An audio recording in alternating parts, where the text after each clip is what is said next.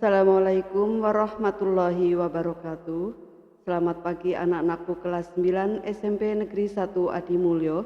Bertemu lagi dengan Ibu Sri Ekowati dalam mata pelajaran Ilmu Pengetahuan Sosial. Nah, untuk kali ini untuk IPS itu sudah pertemuan yang ketiga insya Allah. Semoga anak-anakku semua di rumah dalam keadaan sehat dan masih tetap semangat dalam mengikuti materi pelajaran yang lain, terutama di sini adalah saat ini ilmu pengetahuan sosial, dan semoga kalian semua juga masih semangat dalam mengikuti pelajaran PJJ, yaitu mata pelajaran IPS, dan juga tugas-tugasnya. Semua tugas-tugas juga harus dikerjakan dengan semangat sebelum adanya tatap muka.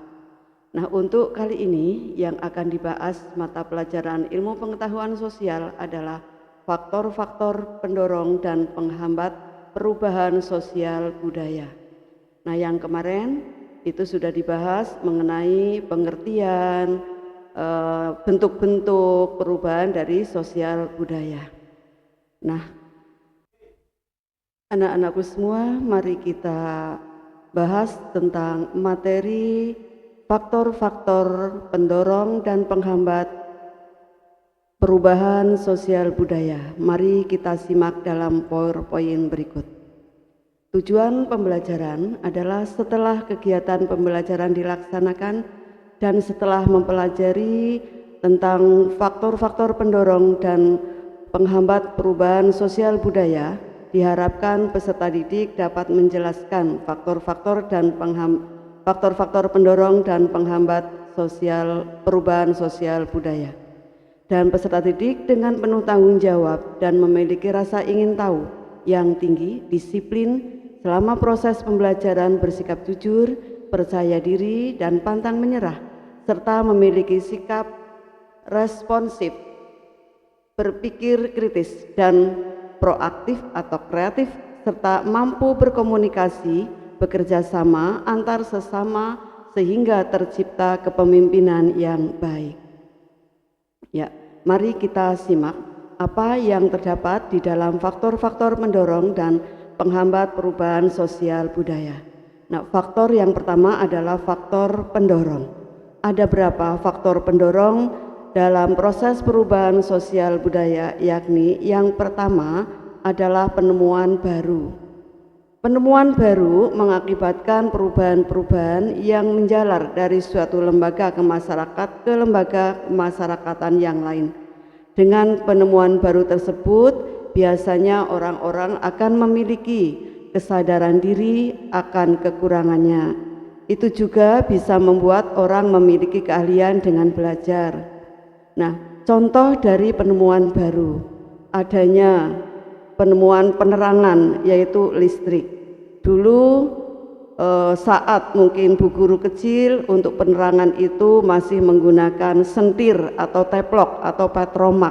Nah, saat ini sudah ada yang menemukan tentang penerangan yaitu tentang listrik. Maka untuk saat ini banyak sekolah-sekolah yang membuka keahlian, terutama juga ada jurusan mesin, ada jurusan listrik, terutama itu yang SMK. Kemudian ada juga perubahan penemuan baru dalam bidang komunikasi, yaitu saat ini banyak masyarakat, hampir setiap orang itu memiliki alat komunikasi yang mungkin zaman dahulu alat komunikasi bisa menggunakan kentongan, atau orang-orang tertentu saja yang memiliki alat komunikasi yang secara modern. Tapi saat ini alat komunikasi itu sudah dimiliki setiap orang. Contohnya adalah handphone. Nah, setiap rumah itu memiliki handphone. Kalau tidak memiliki, rasanya itu kurang dalam dirinya. Karena apa? Komunikasinya itu kurang lancar. Dan juga transportasi. Nah, transportasi dulu waktu Bu Guru kecil itu kemana-mana itu jalan kaki, atau paling juga naik alat transportasi itu yang paling top ya zaman dulu itu ya dokar. Tapi saat ini sudah banyak alat transportasi yang bahkan hanya ditempuh beberapa jam, misalkan pesawat, kereta api cepat ya, ini alat transportasi. Juga kendaraan yang dimiliki oleh setiap orang yang mungkin mampu membeli. Saat ini alat transportasi minimal ya, setiap individu itu mempunyai alat transportasi sepeda motor ataupun sepeda ontel. Itu penemuan-penemuan baru. Nah, penemuan-penemuan baru yang lain mungkin kamu bisa menemukan sendiri tentang apa yang termasuk dari penemuan-penemuan baru. Tidak hanya penerangan, komunikasi atau transportasi. Yang kedua adalah bertambah dan berkurangnya penduduk. Bertambah dan berkurangnya penduduk juga mempengaruhi perubahan sosial pada masyarakat. Pada pertambahan penduduk yang sangat cepat akan juga berdampak menyebabkan terjadinya perubahan dalam struktur masyarakat. Terus juga yang ketiga ada konflik dalam masyarakat. Adanya konflik di dalam masyarakat bisa juga menjadi penyebab perubahan sosial. Nah, dalam masyarakat terdapat berbagai kelompok dan kepentingan yang berbeda.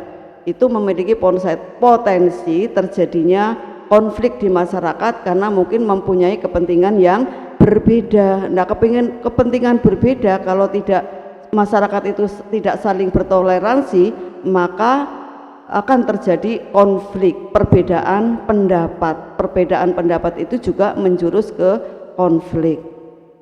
Yang ketiga adalah sistem pendidikan. Suatu bangsa atau negara maju dapat dilihat dari sistem pendidikan yang diterapkan oleh negara tersebut. Zaman semakin berkembang dan kemajuan teknologi juga semakin meningkat, gratis untuk menyamai keadaan ini seorang harus mempunyai pengetahuan yang luas. Maka kita di negara kita ini diterapkan saat ini mungkin ada yang kamu ketahui ada pendidikan dasarnya itu 9 tahun, yaitu SD ditambah SMP. Mungkin ada wacana ke depan untuk pendidikan dasarnya itu adalah 12 tahun. Jadi SMA itu masih dianggap dasar. Maka kita semua masih tetap karena hanya mempunyai pendidikan dasar, maka dituntut untuk melanjutkan ke perguruan tinggi agar pengetahuan kita itu semakin luas, tidak ketinggalan dengan negara maju, terutama bagi negara-negara yang berkembang, karena pendidikan itu penting bagi diri kita sendiri dan bagi bangsa. Nah, bangsa yang ingin maju maka manusianya itu harus berkualitas. Kualitas itu tidak hanya dalam bidang ilmu pengetahuan, tapi juga dalam bidang ilmu agamanya. Yang kelima adalah perilaku atau sikap. Perilaku adalah tingkah laku kita dalam kehidupan sehari-hari. Ini namanya perilaku.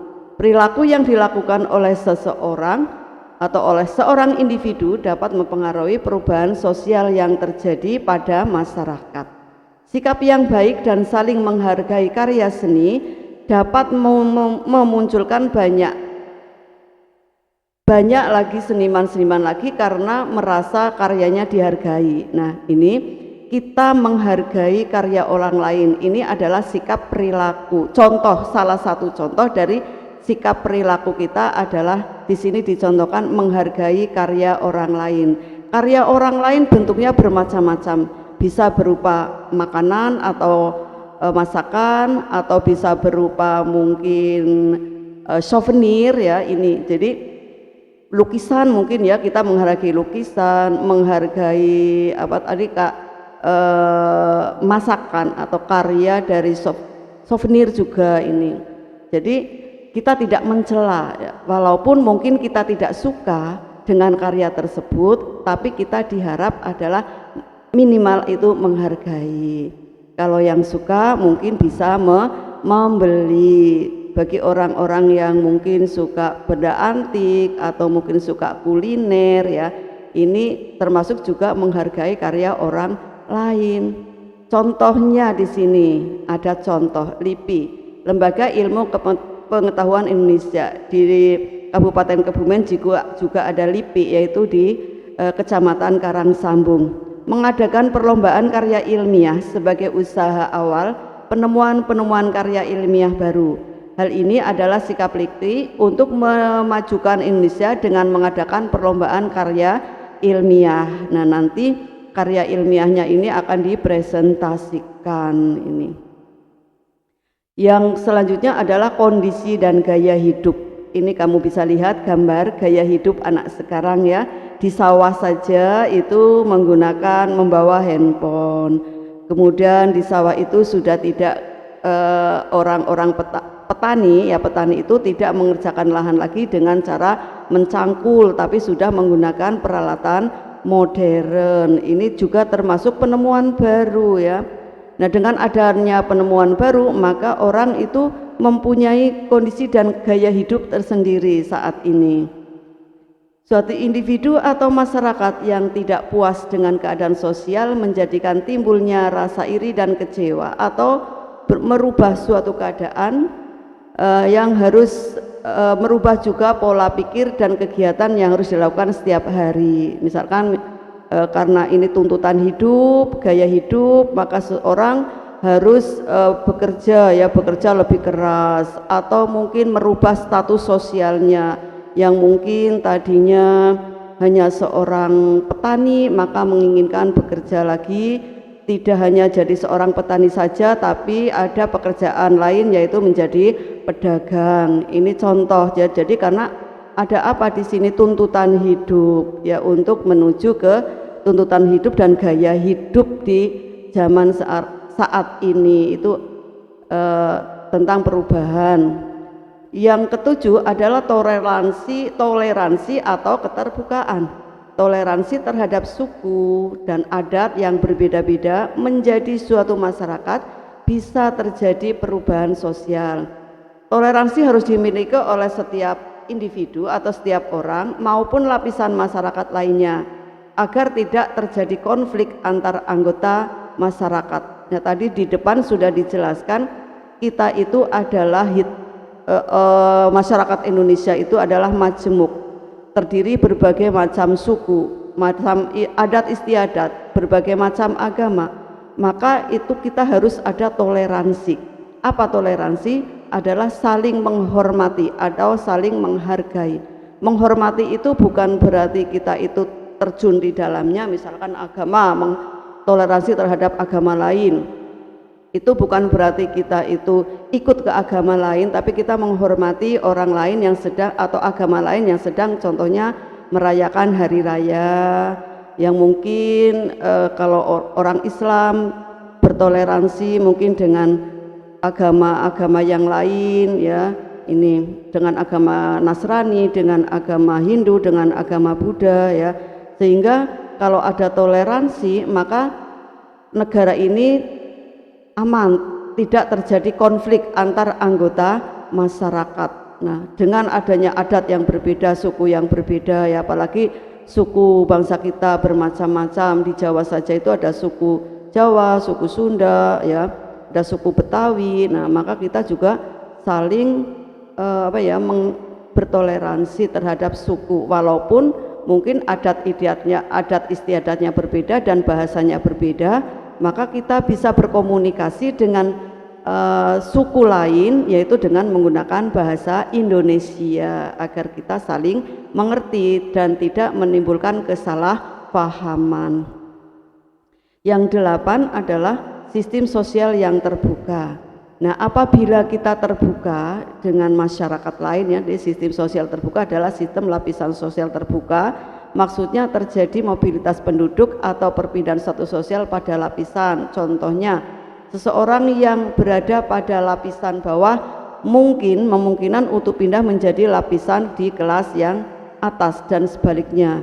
Nah, di sini terbukanya masyarakat mungkin dengan budaya lain ya, itu akan menimbulkan perubahan sosial, melakukan mobilitas sosial. Mobilitas sosial itu adalah perpindahan untuk menuju yang lebih baik, yaitu dengan cara di sini menempuh pendidikan yang tinggi agar status kita itu berubah ya, yang tadi contohkan ya, dari anak petani menginginkan menjadi dokter atau menginginkan menjadi perawat atau menginginkan menjadi guru. Ini dalam sistem sosial, contoh dari sistem sosial yang terbuka. Setiap orang itu bebas melakukan mobilitas sosial untuk dirinya sendiri.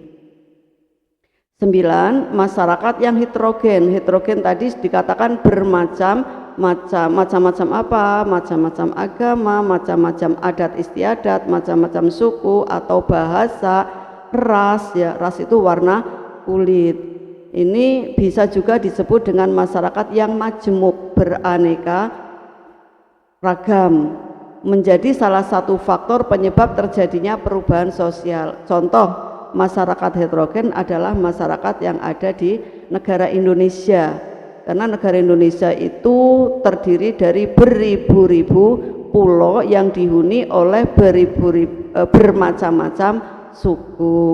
Nah, tapi negara kita yang heterogen itu sudah disatukan dengan yang pertama bahasa, yaitu bahasa Indonesia, dan ada juga disemboyan di dalam lambang Buru Garuda, yaitu Bhinneka Tunggal Ika. Walaupun bermacam-macam tetapi kita tetap satu jua, yaitu sebagai bangsa Indonesia. Yang selanjutnya adalah faktor-faktor penghambat perubahan sosial budaya.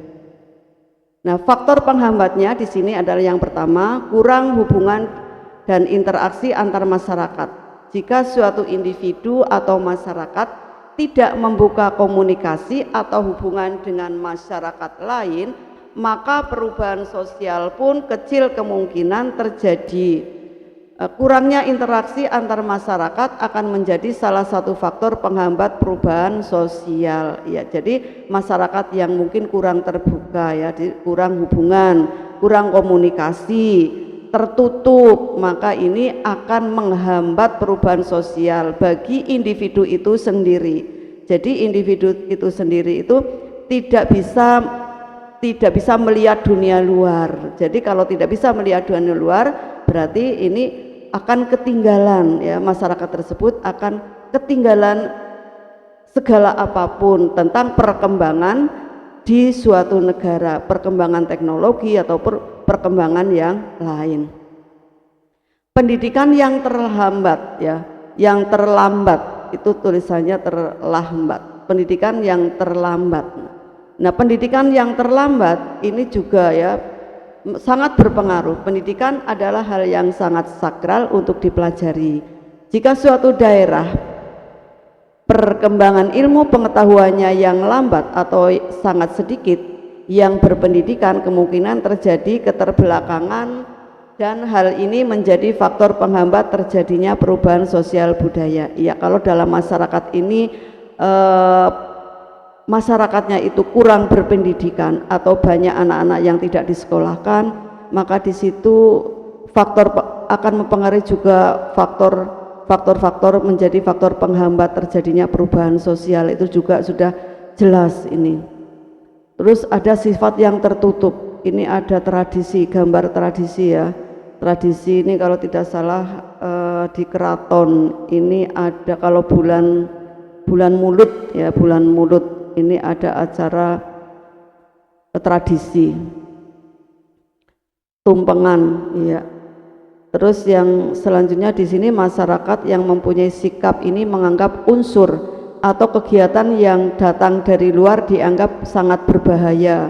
Biasanya masyarakat yang seperti ini mempunyai pengalaman yang buruk akan adanya budaya luar yang pernah masuk. Contohnya kalau di Kabupaten Kebumen itu, bagi masyarakat pesisir pantai itu di bulan-bulan Ashura ya, itu biasanya ada tradisi sedekah laut yang mungkin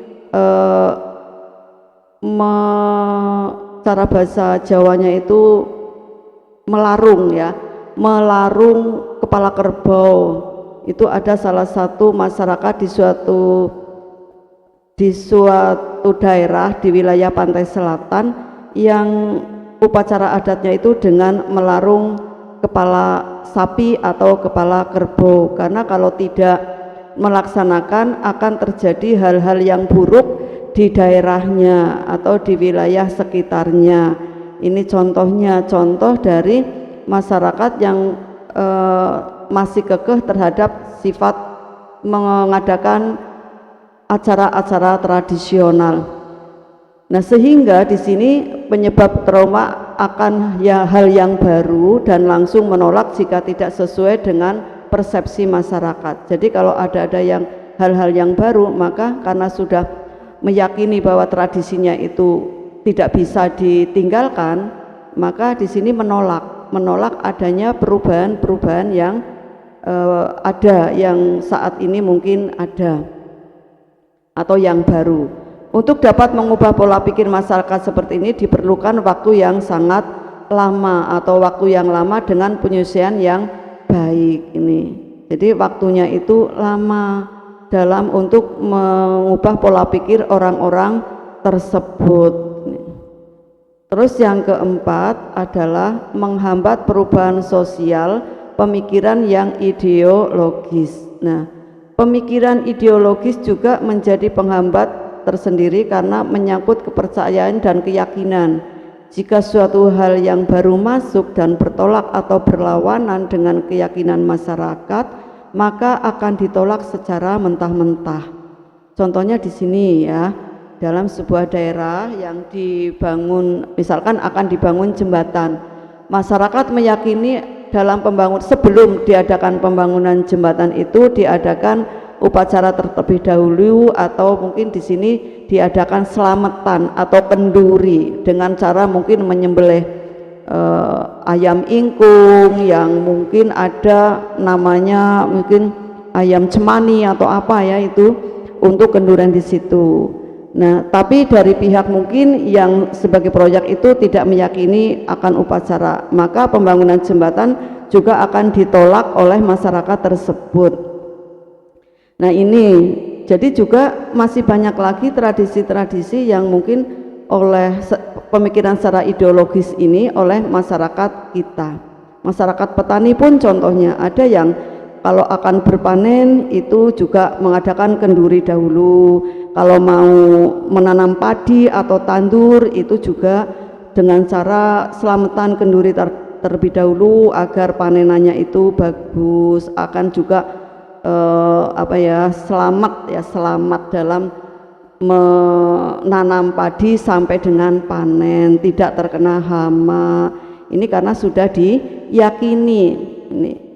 Nah, kalau tidak maka karena dia sudah percaya, maka individu tersebut merasa takut. Terus yang kelima itu ada hakikat hidup. Nah, ini di luar faktor penghambat terjadinya perubahan sosial, tapi ini bisa dikatakan sebagai titik inti perubahan sosial yang terjadi. Perubahan sosial yang terjadi masyarakat dapat ditentukan dengan besarnya hambatan dan dorongan. Jika dorongan lebih besar dari hambatan, maka ini sudah dipastikan orang tersebut itu akan merubah sikapnya. Nah, perubahan sosial budaya. Nah, perubahan sosial budaya itu kalau orang tersebut merasa terbuka, maka dia akan merubah sikapnya sesuai dengan pola hidup di zamannya saat ini. Anak-anak semua kelas 9 SMA Negeri 1 Adi Mulyo, materi tentang pendorong dan penghambat faktor-faktor perubahan sosial budaya. Untuk materi kali ini Ibu cukupkan sampai di sini. Dan untuk pesan dari Ibu, kalian semua tetap semangat di rumah dan jaga kesehatan.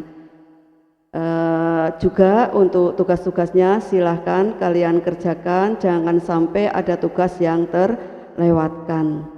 Sekian kami akhiri, Ibu akhiri. Assalamualaikum warahmatullahi wabarakatuh.